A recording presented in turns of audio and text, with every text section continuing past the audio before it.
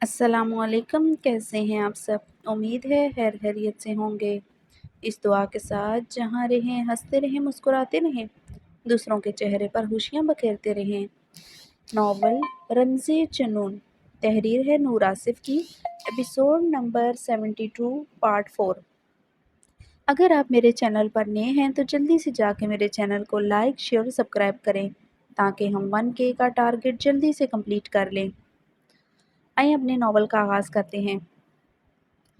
تنگ نمدار کمرہ جس کی دیواروں پر نمی سی دراڑیں پڑ چکی تھیں، چھت کے وسط میں لٹکا زرد بلب مدھم سا جھول رہا تھا۔ اس کی دونوں کلائیوں کو باندھ کر چھت سے رسیوں کے ذریعے سے لٹکایا گیا تھا۔ اس کے جسم، اس کی پیشانی سے خون رس رہا تھا۔ ایک آنکھ بھی شدید زخمی تھی، اس کی وائٹ سینڈوز سرخ رنگ میں تبدیل ہو چکی تھی۔ اس سیل میں کھڑے وردی پہنے اہلکار ہاتھوں میں ڈنڈے تھامے مسلسل اس پر وار کر رہے تھے، مگر ہر ضرب کے ساتھ وہ چیخنا تو دور کی بات کراہ بھی نہیں رہا تھا۔ اس کی سبز آنکھیں سرخ تھیں، وہ دانت پر دانت جمائے ہوئے تھا۔ یہ آدمی ہے یا کوئی مشین؟ اتنی مار کھا کر بھی آواز نہیں نکال رہا۔ ایک سپاہی نے ڈنڈا روک کر آریان کو اوپر سے نیچے خون خوار نگاہوں سے گھورا تھا۔ جواباً آریان خانزادہ مدھم سا ہنسا تھا۔ کون ہے تو؟ تو عام بندہ نہیں لگتا۔ اس نے غصے سے اڑاتے ہوئے آریان خانزادہ کی کمر پر ڈنڈے سے زوردار ضرب لگائی تھی۔ آریان خانزادہ دانت پر دانت جما گیا تھا۔ اس بار بھی وہ کر رہا تک نہ تھا۔ کون ہے تو بتا، ورنہ تجھے اس سے زیادہ ٹارچر کریں گے۔ وہ اہلکار غصے سے پاگل ہوتے آریان خانزادہ کے خون میں نچڑے بالوں کو مٹھی میں دبوچتے چیخا تھا۔ تمہاری مار میرے جسم تک ہے، میری پہچان تک نہیں، اس لیے خاموشی سے اپنا کام کر۔ آریان خانزادہ اپنے پاس کھڑے اہلکار کو زخمی آنکھ سے دیکھتے طنزیہ مسکرایا تھا۔ وہ اس کے جواب پر مشتعل ہوتے اسے مزید بری طرح مارنے لگا۔ وہ اہلکار رکتے ہوئے پسینے سے تر ہوتے ہانپتے ہوئے اپنے پاس کھڑے اہلکار کو دیکھنے لگا۔ آریان، بکواس بند کر اپنی، ورنہ تجھے پولیس مقابلے میں مار دیں گے۔ دوسرا اہلکار آریان خانزادہ کا جبڑا دبوچتے پھنکارا تھا۔ اچھا پھر مارا کیوں نہیں مجھے؟ موقع بھی تھا، سارے ثبوت بھی میرے خلاف جا رہے تھے، پھر مجھے یہاں لا کر کون سی بارات کا انتظار کیا جا رہا ہے؟ آریان خانزادہ کے جواب پر وہ پاگل ہوتے اس کے جبڑے پر مکے مارنے لگا۔ تجھے مار مار کر تیرا قیمہ بنائیں گے۔ اہلکار اسے مکے مارتے ہانپتے ہوئے چیخا۔ مجھے تو لگ رہا ہے تم لوگ اپنے ہاتھ گرم کر رہے ہو اور مجھے انرجی دے رہے ہو۔ آریان خانزادہ کی بات پر اہلکار مزید مشتعل ہو چکا تھا۔ وہ اسے مزید بے دردی سے مارنے لگا۔ قانون توڑتا ہے، ان ڈیوٹی اہلکار پر گولیاں چلاتا ہے، مرضی کے بغیر اپنی بیوی کو قید میں رکھے ہوئے تھا۔ بکواس بند کر ورنہ اسی سیل میں تیری قبر کھود دوں گا۔ خبردار میری بیوی کا نام بھی اپنی زبان سے نکالا۔ آریان خانزادہ اپنے حواس کھوتے حلق کے بل دہاڑا تھا۔ خود کو چھڑانے کی صحیح کرتے ہوئے اس کی باری برکم چٹانی باڈی ادھر ادھر جھولنے لگی تھی۔ اس کی سبز آنکھوں کی وینس ابھرتے اس کی کن پٹی کی وینس بھی بری طرح پھڑک رہی تھی۔ بازوؤں کے مسلز بری طرح پھولنے لگے تھے۔ ایک لمحے کو اہلکاروں کے ہاتھوں میں ڈنڈا لرزا تھا، دوسرے لمحے ان کے لبوں سے قہقہ ابلا تھا۔ مل گیا طریقہ تجھے زہر کرنے کا۔ تو ڈنڈے سے نہیں اپنا گناہ قبول کرے گا، بلکہ تجھے یہاں اب ٹارچر دیں گے۔ اہلکار آریان خانزادہ کی کنپٹی انگلی سے بجتے مکروہ ہنسی ہنسا تھا۔ یہ جو تمہارا ٹارچر ہے، یہ میرے دن کی شروعات ہے۔ ایسا لگ رہا ہے میرے اعصابوں کی مالش کر رہے ہو۔ آریان خانزادہ بھی جواباً ہنسا تھا۔ وہ غصے سے اہلکار پاگل ہوتے اسے مزید بے دردی سے مارنے لگے۔ آریان خانزادہ دانت پر دانت جمائے ان کے بے درد وار سہنے لگا۔ اسے مار مار کر ہم تھک گئے ہیں، وہ مار کھا کر نہیں تھک رہا۔ اس کے لبوں سے ایک کراہ تک نہیں نکل رہی۔ سلیمان نے پلکیں جھپکائے بغیر سپاٹ نگاہوں سے اسے دیکھا۔ ڈی ایس پی کے سامنے بیٹھا حیدر خان اپنی مونچھوں پر ہاتھ پھیرتے جبڑوں کی سختی سے اندر ہی اندر کھولتا جا رہا تھا۔ اس کی دماغ کی تنابیں ہل رہی تھی۔ وہ شخص جس نے زرمش کو قید رکھا، اذیت دی، خوف میں رکھا، وہ کسی بھی طرح اس شخص سے اپنی بہن کا پیچھا چھڑوانا چاہتا تھا۔ جتنی اذیت اسے دی وہ بھی اسے دینا چاہتا تھا۔ آریان خانزادہ کے قہقوں کی بازگشت جیسے اس کے کانوں میں ابھی بھی بج رہی تھی۔ پاگل بے رحم کی دی ہوئی اذیت جو زرمش نے سہ لی تھی، مگر اب حیدر خان کے لیے ناقابل برداشت تھا کہ اس کی بہن کبھی آریان خانزادہ کی پناہوں میں واپس جائے۔ اس کے جناتی قہقوں سے حیدر خان کو اپنے اعصاب بھڑکتے محسوس ہوتے تھے۔ زرمش سے سب کیسے برداشت کرتی ہوگی؟ رات کیسے وہ اس کے سینے سے لگے پھوٹ پھوٹ کر رو دی تھی؟ وہ اسے بخار میں جلتا اپنے بنگلے پر چھوڑ کر آیا تھا۔ وہ آریان خانزادہ کو قانون کے ذریعے زیر کرنا چاہتا تھا تاکہ سب کچھ اس کے خلاف ہو جائے۔ نفسیاتی لوگ خود نہیں مرتے، دوسروں کی سانسیں گن گن کر لیتے ہیں، حیدر خان نے زہر خان لہجے میں کہا اور اپنی کرسی سے اٹھ کھڑا ہوا۔ شکریہ سلیمان۔ وہ آگے بڑھا، دونوں ہاتھوں سے مسافہ کرتے ہوئے سلیمان کی آنکھوں میں جھانکا۔ تم نے میری بہن کو اس پاگل سنکی انسان سے بچانے میں مدد کی، یہ احسان کبھی نہیں بھولوں گا۔ وہ لمبے لمبے ڈگ برتے قدموں کی گونج کے ساتھ کمرے سے باہر نکل گیا۔ سلیمان کی نظریں دروازے پر جمی تھی اور ماحول میں ایک بار پھر وہی خاموشی گونجنے لگی جو طوفان سے پہلے کے لمحے میں ہوتی ہے۔ ڈی ایس پی سلیمان نے پریشانی سے اپنے منہ پر ہاتھ پھیرا۔ حیدر خان نے اسے بتایا تھا وہ ایک نفسیاتی انسان ہے جس نے جبراً اس کی بہن کو قید کیا ہوا ہے۔ یہ کل رات ثابت بھی ہو چکا تھا۔ زرمش اس کی قید میں تھی، اس لیے اس پر کیس مضبوط کرنے کے لیے آریان خانزادہ کی پسٹل سے ایک اہلکار کی ٹانگوں پر گولیاں چلائی گئی تھی۔ مگر ڈی ایس پی سلیمان کو ایک بات بری طرح کھٹک رہی تھی۔ آریان خانزادہ کو پولیس مقابلے میں آسانی سے مارا جا سکتا تھا، سارے ثبوت اس کے خلاف تھے، مگر ایسا لگ رہا تھا جیسے حیدر خان قانون ہاتھ میں لے کر بھی قانون ہاتھ میں نہیں لینا چاہ رہا تھا۔ سر میری مانیے، اسے چھوڑ دیں، مجھے کچھ ٹھیک نہیں لگ رہا۔ جسے حیدر خان سنکی پاگل کہہ رہا ہے، اس کی پہاڑ جیسی باڈی میں کتنی ہی گولیوں زخموں کے نشان ہے، وہ اس سے کہیں زیادہ اذیت سہ چکا ہے۔ ایسا لگتا ہے اسے بہت بار تشدد کا نشانہ بنایا گیا ہے، اس کے لیے یہ تشدد عام ہے۔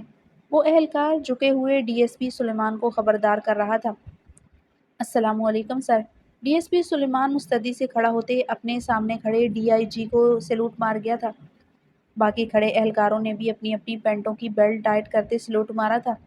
D I G Noman D S P Sulaiman کو قہربار نگاہوں سے گھور رہا تھا۔ ڈی ایس پی سلیمان مستعدی سے سامنے کھڑا تھا۔ وہ صبح صبح یہاں ڈی آئی جی کے آنے پر حیران ہوا تھا۔ وہ کبھی یہاں نہیں آئے تھے، اس کا مطلب صاف تھا بات بہت بڑی تھی۔ تم لوگوں کی ہمت کیسے ہوئی ایک آرمی آفیسر کو گرفتار کرنے کی؟ ڈی آئی جی اپنی اسٹک ٹیبل پر مارتے غرایا تھا۔ سلیمان نے ہکا بکا ڈی آئی جی کی طرف دیکھا۔ سر مجھے نہیں پتا اس بارے میں کچھ بھی۔ سلیمان بری طرح ہکلایا تھا۔ شٹ اپ، ریلیز ہم۔ ڈی آئی جی غصے سے بولتے کرسی پر بیٹھا۔ سر اس نے قانون کو ہاتھ میں لیا ہے، ایک اہلکار پر گولیاں چلائی ہیں۔ سلیمان نے اب کی بار سنجیدگی سے وضاحت دینے کی کوشش کی۔ جواباً ڈی آئی جی نے گور کر سلیمان کو دیکھا تھا۔ نکل جاؤ یہاں سے، اس سب کی تحقیق ہوگی۔ ڈی آئی جی ضبط کرتے ہوئے ٹیبل پر مکہ مار گیا۔ یس سر، سلیمان سنجیدگی سے کہتا وہاں سے چلا گیا تھا۔ باقی اہلکار بھی گھبراتے ہوئے وہاں سے چلے گئے تھے۔ ڈی آئی جی نعمان شاہ اضطرابی کیفیت میں اپنے منہ پر ہاتھ پھیرنے لگا۔ کچھ دیر بعد آریان خانزادہ اس کے سامنے کھڑا تھا۔ اس کے چہرے پر زخم تھے مگر خون اب رک چکا تھا۔ وہ ویسے ہی مضبوطی سے اس کے سامنے کھڑا تھا۔ تو آپ آفیسر آریان خانزادہ ہیں؟ ڈی آئی جی نے آریان خانزادہ کو اوپر سے نیچے گھورتے کہا۔ یس سر، آریان خانزادہ نے سنجیدگی سے جواب دیا۔ گردن اکڑا کر کھڑا تھا، لگتا ہی نہ تھا اس پر تشدد ہوا ہے۔ گریٹ، ہمیں کیا پتہ چلتا؟ لگا کوئی عادی مجرم ہاتھ آ گیا ہے۔ خیر اوپر سے کال آ گئی ہے، آپ کی رائے کا حکم ہے۔ ڈی آئی جی طنزیہ مسکراتے ہوئے بولا۔ اکارڈنگ ٹو لا، ایک آرمی آفیسر کو گرفتار نہیں کیا جا سکتا۔ جہاں تک بات ہے میرے عادی مجرم ہونے کی، اس بات کی مکمل انکوائری بیٹھے گی۔ ایک وردی والا ہی وردی کی عزت کر سکتا ہے۔ ہم اپنی وردی کے لیے اپنا خون سینچتے ہیں سر، اپنی وردی اپنا ایمان بیچتے نہیں۔ آریان خانزادہ نے سنجیدگی سے سپاٹ لہجے میں جواب دیا۔ تم ایک آفیسر ہو، یہاں کسی کو نہیں پتا تھا؟ ڈی آئی جی چپتی نگاہوں سے دیکھتے بولا۔ میری شناخت جاننے سے پہلے مجھ پر ہاتھ اٹھایا گیا، اس کا حساب بھی لیا جائے گا نعمان شاہ۔ آریان خانزادہ کا لہجہ سخت ہوا تھا۔ وہ ایک ہی تیز نگاہ میں اس کے بیچ پر کندہ اس کا نام دیکھ چکا تھا۔ آپ اس وقت آف ڈیوٹی تھے اور میرے اہلکاروں کو کچھ معلوم نہ تھا، ڈی آئی جی نے ضبط سے کہا۔ اس کی ٹون بدلی تھی۔ Good to see you. Aryan Khanzada اسے سنجیدگی سے دیکھتے اپنے بھاری قدموں سے وہاں سے نکل گیا تھا۔ برف سے ڈھکی وادی پر اس وقت برفیلی ہواؤں کا راج تھا۔ برف کی چادر میں لپٹی وادی ساکت تھی، جیسے قدرت خود سانس روکے بیٹھی ہو۔ ہیلی کاپٹر کی گن گرج میں جیسے پوری وادی لرز رہی تھی۔ سیاہ رنگ کے ہیلی کے دروازے سے بلند قد آور چٹانی باڈی مکمل کالی کٹ میں ملبوس انسان چھلانگ مار کر برف پر اترا تھا۔ اس کا چہرہ آدھا ماسک سے ڈھکا ہوا تھا، سبز آنکھوں میں دشمن کو کاٹ کھانے والی چمک تھی۔ وہ اپنے بھاری بوٹوں سے برف پر چلنے لگا۔ وہ آریان خانزادہ تھا، ایک سیکرٹ ایجنٹ وردی میں نہیں، مگر سینے میں وہی حوصلہ جو کسی فرنٹ لائن سپاہی کا ہوتا ہے۔ اس کے پیچھے کسی پلٹن کا شور نہیں تھا، نہ کوئی ٹیم تھی، صرف ایک خاموش مشن تھا جو اسے سونپا گیا تھا۔ اس کا چہرہ ابھی بھی زخموں سے چور تھا، آنکھ کے پاس زخم تھا اور سبز آنکھوں میں کرب کا ایک جہاں آباد تھا۔ شازمہ خان یعنی اس کی ماں اور بیوی نے پوری کوشش کی تھی اس کے سینے سے دل چیر کر نکال کر پھینک دیا جائے، مگر وہ ایک ایماندار سپاہی تھا جس نے خود سے بڑھ کر اپنے ملک، اپنی وردی سے پیار کیا تھا۔ شازمہ خان کا لکھا ہوا لیٹر اس نے اپنی اتھارٹیز کو پہنچنے ہی نہ دیا تھا، ورنہ معاملہ سنگینی اختیار کر لیتا، اس سب میں اس کی ذاتی زندگی لپیٹ میں آ جاتی۔ اس نے کبھی اپنی وردی کے ساتھ دغا نہیں کیا تھا، اتنے خفیہ مشن کامیابی سے سر انجام دے چکا تھا۔ آج بھی اسے ایک سیکرٹ مشن سونپا گیا تھا۔ وہ زخم خوردہ وجود اور زخم خوردہ جسم کے ساتھ اپنے باری قدموں سے آگے بڑھ رہا تھا۔ جسم نہیں، روح تھکن سے چور تھی۔ تم شوہر نہیں ہو، تم شوہر نہیں ہو سکتے، تم ایک ریپسٹ ہو۔ لفظ تھے کہ کسی بارود کی گونج اسے اپنے ہر قدم کی دمک کے ساتھ اپنی سماعتوں میں گونجتی محسوس ہو رہی تھی۔ اطلاع ملی تھی کہ بچوں سے بھری ایک اسکول بس جو اس پہاڑی علاقے سے گزر رہی تھی دشمن کی فائرنگ رینج میں ہے۔ مقامی فورسز تک پہنچنے میں دیر ہو سکتی تھی اور وقت ختم ہو رہا تھا۔ ہوا میں بارود کی نمی اور خاموشی میں موت کی سی سرگوشی تھی۔ بیک اپ راستے سے ہلکی برف میں قدم جماتے اس نے اپنا راستہ طے کیا تھا۔ راستے میں بارودی سرنگوں کا امکان تھا۔ اس کے ہاتھ میں تھرمل ڈیوائس تھی، کمر پر ہتھیار بندے تھے۔ وادی کی بلند ترین چوٹی پر آریان خانزادہ اب اوندے منہ لیٹ گیا تھا، آنکھوں پر دوربین جمی ہوئی تھی، چہرے پر برفیلی ہواؤں سے جمی سختی تھی۔ سامنے سینکڑوں فٹ نیچے ایک پیلے رنگ کی اسکول وین اونچی نیچی پتریلی گھومتی سڑک پر رینگ رہی تھی۔ اس میں موجود 46 بچے کہکے لگا رہے تھے۔ ڈرائیور تک کو خطرے کا علم تک نہ تھا، لیکن آریان جانتا تھا یہ اسکول بس ایک گھاٹی کے دہانے پر تھی جہاں دشمن گھات لگا کر بیٹھے تھے، ریڈار جام کر دیے گئے تھے۔ وہی ایک آدمی تھا، ایک ہیولا مضبوط آریان خانزادہ، دشمن کے لیے موت۔ آج وہ خفیہ ایجنسی کا سیکرٹ ایجنٹ نہیں تھا بلکہ 46 معصوم جانوں کا محافظ تھا۔ اس نے کلائمبنگ روپ جس کے ساتھ آئس ایکس لگے تھے اس پہاڑ کی بلند چوٹی میں دنسی برف میں گاڑی تھی۔ آریان خانزادہ نے رسی کو کھینچ کر چیک کیا۔ یہ رسی اس بس جیسے ہی ایگزیکٹ پوائنٹ پر پہنچتی اسے جمپ کر کے بس کی چھت پر اترنا تھا۔ آریان نے گہری سانس لی، کمر پر بندے ہتھیار کو چیک کیا۔ ہارٹ بیٹ سلو ہو چکی تھی۔ اس کی ذرا سی کوتاہی، ذرا سی چونک سے وہ بچے اپنی جان سے جا سکتے تھے۔ وہ کتنی ہی دیر سے وہاں سانس روکے لٹکا ہوا تھا۔ اس کے چہرے پر نقاب تھا، صرف سبز آنکھیں دکھائی دے رہی تھی۔ ایک آنکھ شدید زخمی تھی جو بے مشکل ہی کھل رہی تھی۔ اس کا پہاڑ جیسا جسم ہوا میں لٹکا تھا۔ اسے جو بھی کرنا تھا بہت محتاط انداز میں کرنا تھا۔ وہ ریڈار جام سے دشمن کے ریڈار سسٹم کو ناکارہ بنا چکا تھا۔ بس اب اسے عین وقت پر ان پر حملہ کرنا تھا۔ نہ صرف اس کا جسم لٹکا ہوا تھا بلکہ اس کی جان بھی سولی پر لٹکی ہوئی تھی۔ ایک بھی بچے کی جان جانے کا مطلب وہ یہ مشن ہار جاتا۔ اسے ایک جان کو بچانا تھا چاہے اس کی جان چلی جاتی۔ برفیلی سناٹے چیرتی ہواؤں میں اس کی سبز آنکھوں میں زرمش دلہن کے لباس میں لہرائی تھی۔ وہ مدھم سا زخمی سا مسکرایا، دل میں سناٹے سے اترے تھے۔ خدا کو دکھ رہا ہوگا، نہ دل تجھ سے جدا ہوگا، تیری تقدیر میں مجھ کو وہ اب تو لکھ رہا ہوگا۔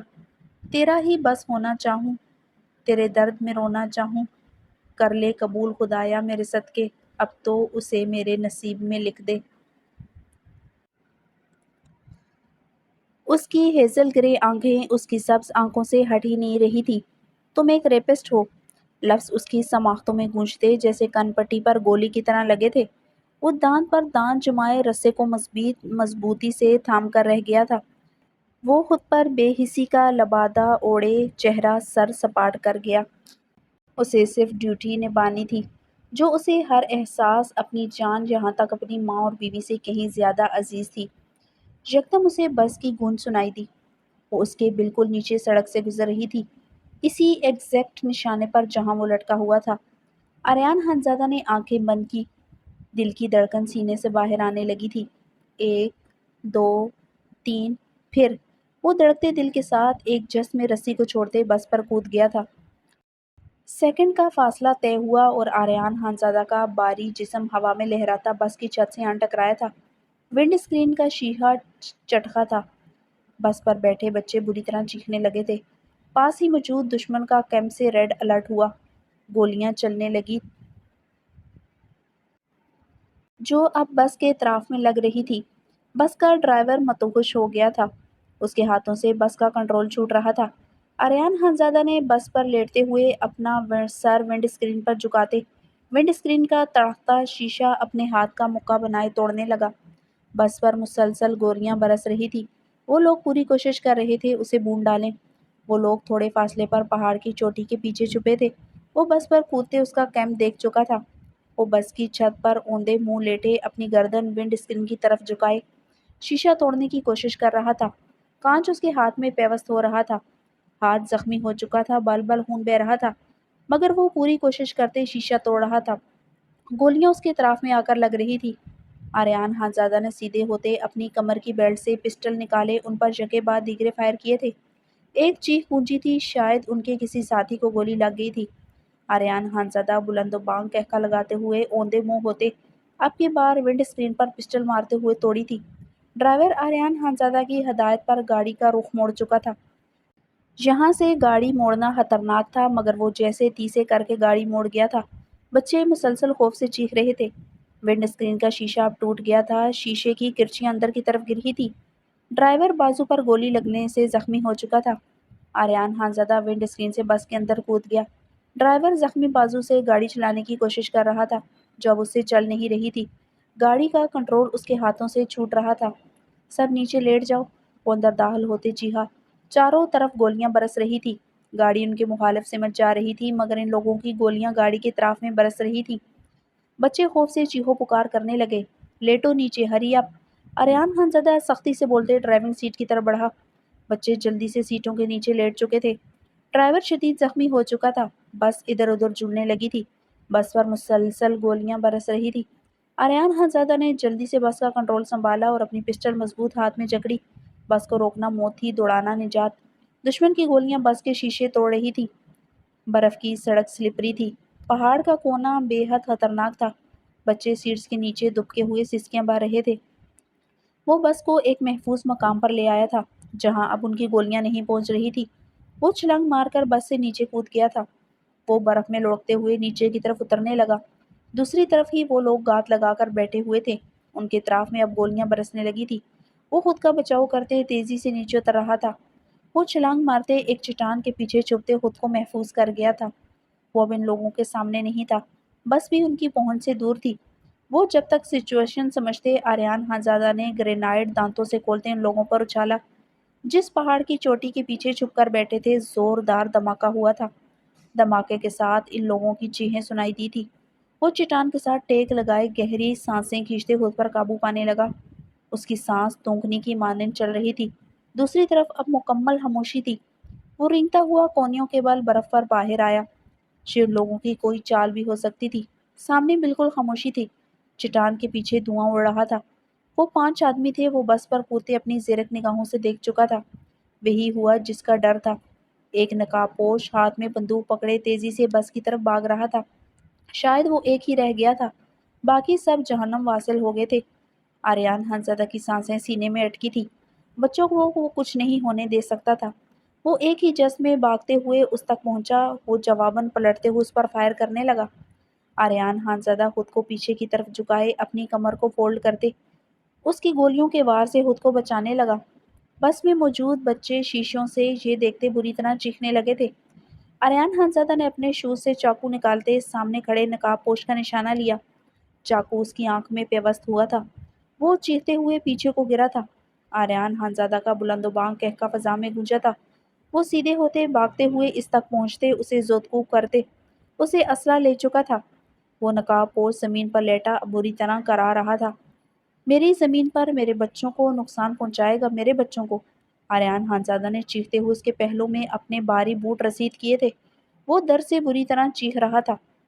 تجھ سے انفارمیشن نہ لینی ہوتی، تجھے زندہ زمین میں گاڑ دیتا۔ اپنے ملک پر ٹیڑھی نگاہ سے دیکھنے والوں کی میں آنکھیں نکال دیتا ہوں۔ وہ ہراتے ہوئے زوردار ضرب اس کے پہلو پر لگاتے بس کی طرف بڑھا۔ آریان خانزادہ بھاگتے ہوئے بس کے اندر داخل ہوا۔ بچے ابھی بھی چیخ رہے تھے، سب ٹھیک ہو گیا ہے، تم لوگوں کو کوئی نقصان نہیں پہنچا سکتا۔ وہ بچوں کو دیکھتے ہنستے ہوئے بولا۔ سیٹوں کے نیچے دبکے ہوئے بچے سسکیاں بھرتے سیدھے ہوئے تھے۔ انکل ہم سیف ہیں۔ ایک چھوٹی سی 5 سالہ بچی ہچکیوں سے روتے اس کے قریب آئی تھی۔ وہ اسے دیکھ کر مجسم سا ہوا تھا، سبز آنکھوں کی نمی ہی بڑی تھی۔ تو پھر نہ سویا ہوگا، شاید پھر رویا ہوگا، آنسو میری پلکوں پہ یوں ہی تو نہیں آیا ہوگا۔ دینا مجھ کو آوازیں یا پھر سن میری فریادیں، گیرے ہیں مجھ کو یادیں بن تیرے۔ وہ مسکراتے ہوئے گھٹنوں کے بل بیٹھے اس 5 سالہ بچی کو اپنے سینے سے لگا گیا۔ اس کی آنکھوں کا رنگ ہیزل گرے تھا۔ میرے ہوتے ہوئے تمہیں کچھ نہیں ہو سکتا۔ اس کے آنسو صاف کرتے نرمی سے بولتے کھڑا ہو چکا تھا۔ انکل آپ ہیرو ہیں، ایک بچے نے ہنستے ہوئے کہا تو باقی بچے کلیپنگ کرنے لگے تھے۔ وہ مدھم سا مسکراتے ہوئے بس سے نیچے اتر آیا تھا۔ ہیلی کاپٹر کی گونج گونجنے لگی تھی۔ بچوں کو ریسکیو کرنے کے لیے پاک فوج آ چکی تھی۔ وہ بس سے اترتے اپنے نوجوانوں کو دیکھتے مسکراتے ہوئے سیلوٹ مار گیا۔ جواباً انہوں نے بھی اسے سیلوٹ مارا تھا۔ زمر خان نیم گرم پانی سے شاور لیتے باہر آئی تھی۔ وہ اس وقت آف وائٹ لیلن کے کڑھائی والے چنٹوں والے فراک میں ملبوس تھی۔ اس کے سنہری سلکی نم بال اس کی پشت پر کھلے بکھرے تھے۔ اس کی سنہری رنگت اس وقت دمک رہی تھی۔ گالوں پر تھپڑوں کے نشان اب مندمل ہو چکے تھے۔ اس کے مخملی کندن سے نشیب و فراز اس وقت دمک رہے تھے، جو اس فراق سے بخوبی عیاں ہو رہے تھے۔ نم بالوں سے پانی ٹپکتا اس کی کمر کو بھگوتے اس کی دودیا بے داغ پشت کو بھی عیاں کیے ہوئے تھا۔ کمر میں آتے ہی اسے ہنکی کا احساس ہوا تھا۔ وہ کمرے کا الیکٹرک ہیٹر آف کرتے واش روم شاور لینے گئی تھی۔ واش روم میں تو تھا ہیٹڈ ٹاول ریل نصب تھی۔ گیزر آن تھا تو واش روم اچھا خاصا گرم تھا، اس لیے وہ پورا 1 گھنٹہ لگا کر آئی تھی۔ وہ کمرے کا الیکٹرک ہیٹر آن کرنے کے لیے بیڈ پر پڑے ریموٹ کی طرف بڑھی تھی کہ خوف سے چیخ اٹھی تھی۔ سامنے ہی وہ شاہانہ انداز میں بیڈ کراؤن کے ساتھ ٹیک لگائے ٹانگیں پھیلائے سگریٹ کے گہرے کش لے رہا تھا۔ زمر خان دل پر ہاتھ رکھے اتھل پتھل سانسوں کے ساتھ اب اسے خون اشام نگاہوں سے گور رہی تھی، جو سیاہ شلوار قمیص پر کندھوں پر سیاہ مردانہ شال مفرل سٹائل میں ڈالے استحقاق بری نگاہوں سے دیکھتے اس کے دلکش خدوحال کا گہرائی سے معائنہ کر رہا تھا۔ زمر خان اس کی ایکس رے کرتی بے باک نگاہوں پر غصے سے بل کھا کر رہ گئی تھی۔ وہ اس کے کمرے میں کیسے آیا اور کیوں آیا؟ وہ اسے شرربار نگاہوں سے گورتے سوچ رہی تھی۔ اپنے بستر پر اس کا وجود اسے بری طرح چبھا تھا۔ زمر خان نے قہربار نگاہ اس کے سیاہ چمکتے بوٹوں پر گاڑی۔ وہ بوٹوں سمیت ہی بیڈ پر نیم دراز تھا۔ تم اتنی رات کو میرے کمرے میں آئے؟ زمر خان غرائی تھی۔ وہ بھول ہی گئی تھی وہ مقابل کے سامنے کس طرح کے حلیے میں کھڑی تھی۔ وہ تو مکمل عیاں تھی۔ وہ بھی اس کے خوبصورت ملکوتی مغرورانہ نقوش پر اپنی نگاہیں نہیں گاڑے ہوئے تھا، بلکہ اس کے ہچکولے بڑھتے نشیب و فراز پر اپنی گہری نگاہیں گاڑے ہوئے تھا۔ مقابل کی آنکھیں سرخ ہو رہی تھی۔ وہ بے چینی سے اپنی ٹانگوں کو اب کراس کر گیا تھا۔ وہ اپنے اندر اٹھتے سر دھنتے جائز جوان تقاضوں پر رات کے اس پہر تھپک تھپک کر سلاتے ناکام ہوتے یہاں چلا آیا تھا۔ وہ حویلی کی پچھلی دیوار پھلانگتے اس کے کمرے کی کھڑکی سے اندر داخل ہوا تھا۔ اب اسے اس خلیے میں دیکھتے اس کے جوان جذبوں میں عجب سی طغیانی مچی تھی۔ سامنے کھڑی دشمن جان کو احساس ہی نہ تھا وہ اس پر کیا قہر ڈھائے ہوئے ہے۔ نکاح کے بعد اس کی بے قراریاں بے چینی کسی سرکش گھوڑے کی طرح بے لگام ہو رہی تھی۔ میں نے آپ سے پوچھا زمر بی بی آپ رات کے اس وقت کیوں نہائی ہیں؟ التمش خانزادہ نے سنجیدگی سے کہتے سگریٹ کا گہرا کش لیا تھا۔ کیونکہ مجھے آج شاور لینا تھا۔ وہ بولتے بولتے لب دانتوں تلے دبا گئی تھی۔ وہ زمر خان کی بات کا مطلب سمجھتے بغور سے دیکھتے اپنا لب بھی دانتوں تلے دبا گیا تھا۔ اس کی اس بات پر التمش خانزادہ کو اپنے بدن پر آگ سی بڑکتی محسوس ہوئی تھی۔ وہ لب دانتوں تلے دبائے سرخ کندھار سی اس کے سامنے کھڑی تھی۔ اس کے گالوں کی بڑھتی سرخی پر التمش خانزادہ کے حلق میں کانٹے سے اگے تھے۔ وہ اس کے گلاب گالوں کو اپنے دانتوں سے کاٹنے پر بے چین سا ہوا تھا۔ التمش خانزادہ کی آنکھوں کی بڑھتی سرخی اور اس کی حرکت کرتی ٹانگوں پر زمر خان کی ریڑھ کی ہڈی میں سنسناہٹ ہوئی تھی۔ وہ ٹانگیں کراس کیے اپنا ایک بوٹ والا پاؤں مسلسل ہلا رہا تھا۔ وہ اس کے بوٹ کے سیول کو ہلتے دیکھتے غصے سے لب بھینچ گئی۔ مقابل کی آنکھوں کی بڑھتی سرخی پر وہ سب کچھ سمجھ گئی تھی۔ وہ اپنی مٹھیاں سختی سے دبوچتے دروازے کی طرف بڑھی۔ وہ اتنی غصے میں تھی وہ بھول ہی گئی تھی وہ اس کے تن پر دوپٹہ نہیں ہے۔ اسے التمش خانزادہ کا وجود اس کمرے میں بری طرح چبھ رہا تھا۔ اس کے جانے کے بعد اس نے یہ بیڈ شیٹ یہ کمبل تک باہر پھینک دینا تھا جہاں وہ انسان بوٹوں سمیت براجمان تھا۔ رکے زمر بی بی، اسے دروازے کی طرف بڑھتے دیکھتے دبی آواز میں غرایا۔ وہ بے پردہ جس حلیے میں باہر جا رہی تھی وہ التمش خانزادہ کے وجود میں آگ بھڑکا گیا تھا۔ وہ سنی انسنی کرتے دروازے کی طرف بڑھتے اس کے ہینڈل پر ہاتھ رکھ گئی اس سے پہلے وہ دروازہ کھولتی۔ زمر وہ دہاڑتے ہوئے سائڈ ٹیبل سے نازک سا کرسٹل کا آواز اٹھائے زمر خان کی طرف زمین پر پوری قوت سے مار چکا تھا۔ زمر خان اپنے پاؤں کے پاس ٹوٹے کانچ کی کرچیاں دیکھتے اور اس کی دہاڑ پر لرز کر رہ گئی تھی۔ وہ پلٹتے ہوئے اپنی سرمائی گہری آنکھیں پھیلائے گہرے سانس لیتے اسے دیکھنے لگی۔ میرے پاس آؤ، وہ سگریٹ کا گہرا کش لیے اطمینان سے حکم دیتے زمر خان کے وجود میں شعلے دیکھا گیا تھا۔ تمہاری ہمت کیسی ہوئی یہ سب کرنے کی؟ زمر خان دروازے سے ٹیک لگائے دہکتے لہجے میں غرا اٹھی تھی۔ مقابل کا اطمینان اسے مزید سلگا گیا تھا۔ اس نے اس کی طرف شو پیس پھینکنے کی کوئی ندامت نہ تھی۔ وہ اپنی بے قابو ہوتی دھڑکنوں پر قابو پاتے اپنے پاؤں کے اطراف میں بکھرے کانچ کو دیکھ رہی تھی۔ یہ شو پیس اسے لگ رہا تھا وہ بہت بری طرح ڈر گئی تھی۔ سانس تو دھوکنے کی مانند چل رہی تھی۔ التمش خانزادہ اس کی ہرنی کی طرح سہمی آنکھوں کو گہری گرم نگاہوں سے دیکھ رہا تھا۔ مقابل سہمتی بھی ہے اسے اندازہ نہ تھا۔ میرے پاس آئیے زمر بی بی، ورنہ اگلی بار میرا نشانہ چوکے گا نہیں، وہ دھمکی امیز لہجے میں بولتے پہلو بدلتے اپنی سرخ آنکھیں انگلیوں سے مسلنے لگا۔ وہ کچھ زیادہ ہی آؤٹ آف کنٹرول ہو رہا تھا۔ سامنے کھڑی اس کی بیوی کچھ زیادہ ہی بے رحم تھی، اسے لگ رہا تھا آج اس کی جان نکل جائے گی۔ مارو، میں خود چاہتی ہوں اگلی بار تمہارا نشانہ نہ چوکے، وہ لفظ چباتے پلٹ گئی تھی۔ زمر، اس کے کان کے پردے پھاڑنے والی دہاڑ پر زمر خان بری طرح اچھلی تھی۔ دھڑکنیں ایک بار پھر سے سینے سے نکلی تھی۔ وہ مڑتے ہوئے اسے سہمی نگاہوں سے دیکھنے لگی۔ اس کی دہاڑ پر تو کمرے کے در و دیوار لرزنے لگے تھے۔ اس طرح کے حلیے میں باہر ایک قدم بھی رکھتی تو کاٹ کر پھینک دیتا آپ کو، وہ اسے سلگتی نگاہوں سے دیکھتے غرایا۔ کیا ہوا ہے میرے حلیے کو؟ زمر نے تپتے لہجے میں سوال کرتے خود پر نگاہ ڈالی۔ اس کی رنگت دہک کر انار ہوئی تھی۔ اس کا دودیا جسم مکمل عیاں تھا۔ تم مجھے ہاتھ نہیں لگا سکتے، کچا کے پینٹ کاٹ کر پھینکو، وہ اپنی خفت چھپاتے غصے سے بولی۔ نہ وہ باہر جا سکتی تھی، نہ وہ اس بے باک بے شرم بے غیرت انسان کے سامنے ٹھہر سکتی تھی۔ بے غیرت، اس نے زیر لب یہ لفظ ادا کرتے دانت پیستے دہرایا تھا۔ جو کبھی 2 ٹکے کا گارڈ تھا آج اسے کاٹنے کی بات کر رہا تھا، وہ بھی اسی کے کمرے میں اسی کے بستر پر۔ زمر خان نے کاٹدار نگاہ اس کے بوٹوں پر ڈالی۔ اسے بوٹوں سمیت اپنے بستر پر برداشت کرنا کتنا مشکل تھا کوئی اس سے پوچھتا۔ اس کی رگوں میں دوڑتا خون لاوے کی مانند ابل رہا تھا۔ بے غیرت ہوں مگر اتنا نہیں کہ اپنی خوبصورت بیوی اپنی زمر بیوی کو ایسے باہر جاتا دیکھ کر خون کا کڑوا گھونٹ پی لوں۔ وہ زمر خان کے لبوں کی جنبش کو بغور دیکھتے بولا۔ زمر خان اس کے لبوں سے لفظ بے غیرت پر بری طرح سٹپٹائی تھی۔ اسے یقین تھا مقابل اس کے لبوں کی جنبش سمجھ چکا تھا۔ زمر خان کو بے بسی کے احساس سے رونا آ رہا تھا۔ کبھی وہ اسے اس کے منہ پر اونچی آواز میں گالیاں دیتی تھی، وہ تب سر جھکا کر سن لیتا تھا، مگر اب اس نے پھر سے کاٹدار تپتی نگاہ اس کے بوٹوں پر ڈالی تھی۔ التمش خانزادہ اس کی سرمئی آنکھوں کا مرکز دیکھتے اپنے بوٹوں کو مخملی کمبل پر رکھ گیا۔ جانتا تھا اس کی جان سے پیاری بیوی کی جان اٹک رہی ہے۔ اسے ایسے اپنے بستر پر براجمان دیکھ کر، اسے کمبل پر بوٹ والا پاؤں رکھتے دیکھ کر زمر خان کی سرمئی آنکھیں مزید پھیلی تھی۔ التمش خانزادہ نے اسے دیکھتے دل جلانے والی مسکراہٹ سے اسے مزید جلایا۔ پاس آؤ میرے، وہ اسے سرمئی آنکھیں پھیلاتے دیکھتے گمبھیر لہجے میں بولا۔ وہ اپنی اداؤں سے مزید اسے خود کے لیے بےقرار کر چکی تھی۔ مر جاؤں گی مگر تمہارے پاس نہیں آؤں گی، زمر خان غصے سے اڑاتے ہوئے رخ پلٹے دروازہ کھولنے لگی۔ اس وقت سب اپنے کمروں میں تھے۔ اس حلیے میں باہر جامنے میں کوئی مذائقہ نہیں تھا، مگر اس بے شرم انسان کے سامنے نہیں ٹھہر سکتی تھی۔ اس سے پہلے وہ کمرے سے نکلتی اس کے پاس آ کر گولی لگی تھی۔ وہ اچھلتے ہوئے کتنے فٹ اچھلی تھی۔ زمر خان نے تھر تھر کانپتے التمش خانزادہ کو دیکھا۔ وہ پسٹل ہاتھ میں پکڑے اسے سرد نگاہوں سے دیکھ رہا تھا۔ سلنسر لگا ہوا ہے زمر بیوی، ورنہ آپ کی سماختیں تو ضرور پھٹ جاتی۔ نکالیے قدم باہر، میری گولی آپ کا جسم، وہ پسٹل کی نوک کو چومتے مسکرایا تھا۔ تب تم مجھے گولی کیسے مار سکتے ہو؟ وہ تھر تھر کانپتے بے یقین تھی۔ جیسے آپ میری عزت کو رونتے اس حلیے میں باہر جا سکتی ہیں، وہ سنجیدگی سے بولتے جلتے سگریٹ کو 2 انگلیوں میں دبائے مسلنے لگا۔